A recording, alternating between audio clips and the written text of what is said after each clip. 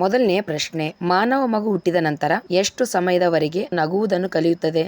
A 15 ದಿನಗಳ ನಂತರ, B 1 ತಿಂಗಳ ನಂತರ, ಸಿ 2 ತಿಂಗಳ ನಂತರ, ಡಿ 3 ತಿಂಗಳ ನಂತರ.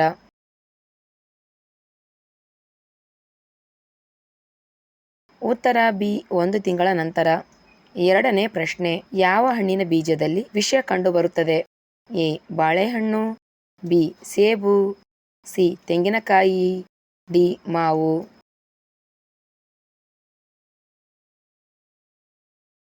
ಉತ್ತರ ಬಿ ಸೇಬು.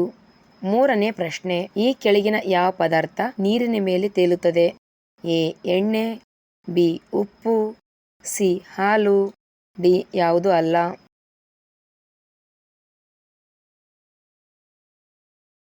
ಉತ್ತರ ಎ ಎಣ್ಣೆ.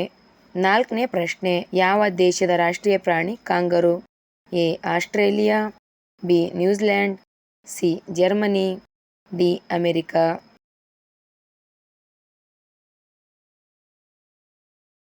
ಉತ್ತರ ಎ ಆಸ್ಟ್ರೇಲಿಯಾ.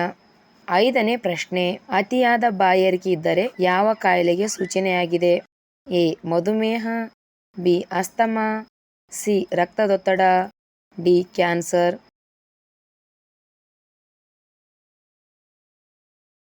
ಉತ್ತರ ಎ ಮಧುಮೇಹ. ಆರನೇ ಪ್ರಶ್ನೆ, ಹನುಮಂತ ಯಾವ ರಾಷ್ಟ್ರದಿಂದ ಸಂಜೀವಿನಿ ಪರ್ವತವನ್ನು ತಂದನು?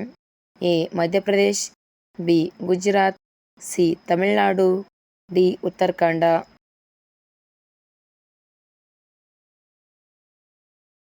ಉತ್ತರ ಡಿ ಉತ್ತರಾಖಂಡ. ಏಳನೇ ಪ್ರಶ್ನೆ, ಯಾವ ಜಾತಿಯ ಸಿಂಹಗಳು ಮಾತ್ರವೇ ಬೇಟೆಯಲ್ಲಿ ಪಾಲ್ಗೊಳ್ಳುತ್ತವೆ? ಎ ಹೆಣ್ಣು ಸಿಂಹಗಳು, ಬಿ ಗಂಡು ಸಿಂಹಗಳು, ಸಿ ಗಂಡು ಹೆಣ್ಣು ಎರಡು, ಡಿ ಎರಡೂ ಅಲ್ಲ.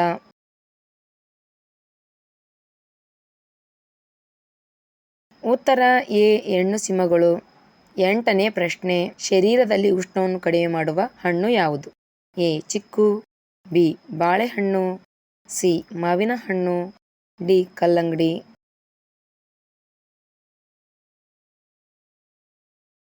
ಉತ್ತರ ಡಿ ಕಲ್ಲಂಗಡಿ.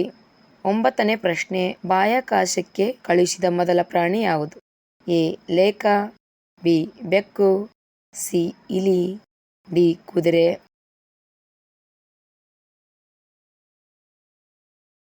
ಉತ್ತರ ಎ ಲೇಖ. ಹತ್ತನೇ ಪ್ರಶ್ನೆ, ಯಾವ ದೇಶದಲ್ಲಿ 2 ಬಾರಿ ಮದುವೆ ಆಗುವುದು ಕಡ್ಡಾಯವೆಂದು ಪರಿಗಣಿಸಲಾಗಿದೆ? A Africa, B America, C Pakistan, D Nepal.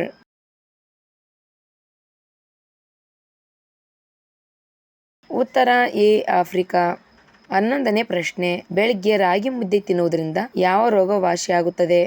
A ರಕ್ತಹೀನತೆ, ಬಿ ಹೃದಯ ರೋಗ, ಸಿ ಶುಗರ್ ಕಾಯಿಲೆ, ಡಿ ಚರ್ಮ ಸೌಂದರ್ಯ.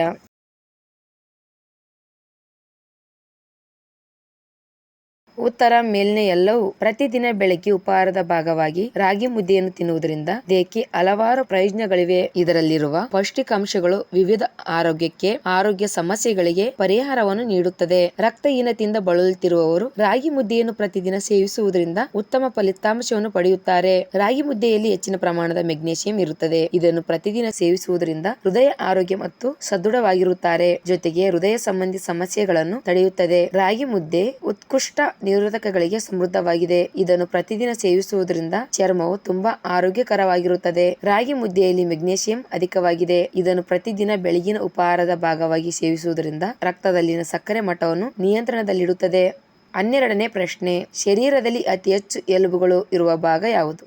ಎ ಹೊಟ್ಟೆ, ಬಿ ಕಾಲು, ಸಿ ಮೆದುಳು, ಡಿ ಕೈ.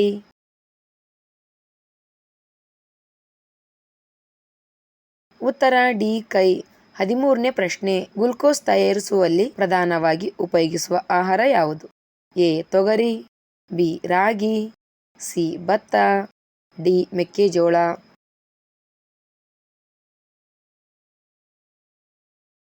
ಉತ್ತರ ಡಿ ಮೆಕ್ಕೆಜೋಳ.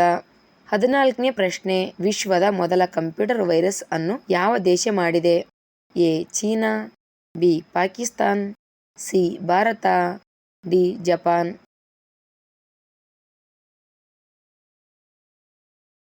ಉತ್ತರ ಬಿ ಪಾಕಿಸ್ತಾನ್. 15ನೇ ಪ್ರಶ್ನೆ, BMW ಯಾವ ದೇಶದ company? A Germany, B Japan, C America, D Bharat.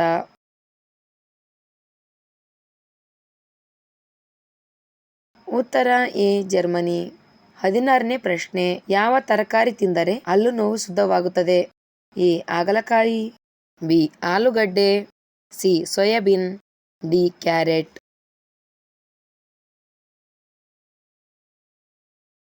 ಉತ್ತರ ಡಿ ಕ್ಯಾರೆಟ್. 17ನೇ ಪ್ರಶ್ನೆ, ಮರದಲ್ಲಿ ಬೆಳೆಯುವ ದೊಡ್ಡ ಹಣ್ಣು ಯಾವುದು? ಎ ಹಲಸು, ಬಿ ತೆಂಗಿನಕಾಯಿ, ಸಿ ಬಾಳೆಹಣ್ಣು, ಡಿ ಪಪ್ಪಾಯಿ.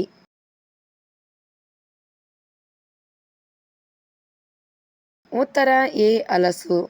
18ನೇ ಪ್ರಶ್ನೆ, ಬಿಸಿ ಮಾಡಿದಾಗ ಯಾವ ವಸ್ತುವು ಗಟ್ಟಿಯಾಗುತ್ತದೆ? ಎ ಸೂಪ್, ಬಿ ಮೊಟ್ಟೆ, ಸಿ ಹಾಲು, ಡಿ ಚಿನ್ನ.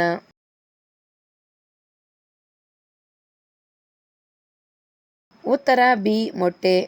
19ನೇ ಪ್ರಶ್ನೆ, ಗಾಂಧೀಜಿಯವರಿಗಿಂತ ಮೊದಲು ಭಾರತದ ನೋಟುಗಳಲ್ಲಿ ಯಾರ ಫೋಟೋ ಇತ್ತು? ಎ ಟ್ರ್ಯಾಕ್ಟರ್, ಬಿ ನಾಣ್ಯದ ಚಿಹ್ನೆ, ಸಿ ಲಯನ್, ಡಿ ಅಶೋಕ ಸ್ತಂಭ.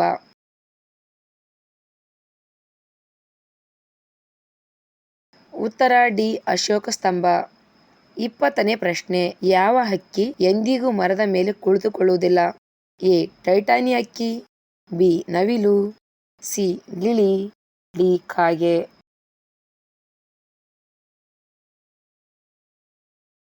ಉತ್ತರ ಎ ಟೈಟಾನಿ ಹಕ್ಕಿ. ಯಾವ ತರಕಾರಿಯಲ್ಲಿ ಹೆಚ್ಚಿನ ಶೇಕಡಾವಾರು ವಿಟಮಿನ್ಸ್ಗಳಿವೆ?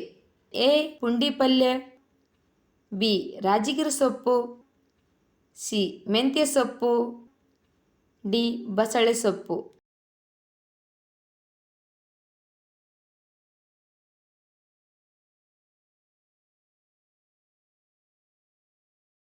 ಉತ್ತರ ಡಿ ಬಸಳೆ ಸೊಪ್ಪು. ಅತಿ ಹೆಚ್ಚು ವಿಟಮಿನ್ಸ್ಗಳನ್ನು ಹೊಂದಿರುವ ಸೊಪ್ಪು ಅಥವಾ ತರಕಾರಿ ಎಂದರೆ ಬಸಳೆ ಸೊಪ್ಪು.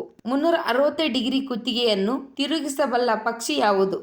ಎ ಪಾರಿವಾಳ, ಬಿ ಹಮ್ಮಿಂಗ್ ಬರ್ಡ್, ಸಿ ಗೂಬೆ, ಡಿ ಕಿಂಗ್ ಫಿಶರ್.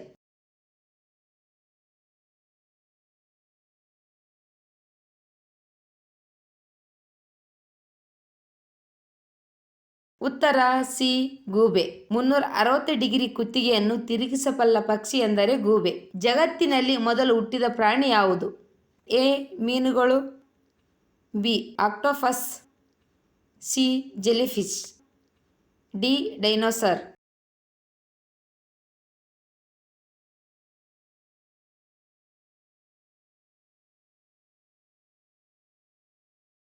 ಉತ್ತರ ಸಿ ಜೆಲಿಫಿಶ್. ಜಗತ್ತಿನಲ್ಲಿ ಮೊದಲು ಹುಟ್ಟಿದ ಪ್ರಾಣಿ ಜೆಲಿಫಿಶ್. ಕಿಡ್ನಿಯ ತೊಂದರೆಗಳನ್ನು ದೂರ ಮಾಡಲು ಯಾವ ಪಾನೀಯವನ್ನು ಕುಡಿಯಬೇಕು? ಎ ಹಾಲು, ಬಿ ನೀರು, ಸಿ ಜ್ಯೂಸ್, ಡಿ ತೆಂಗಿನ ನೀರು.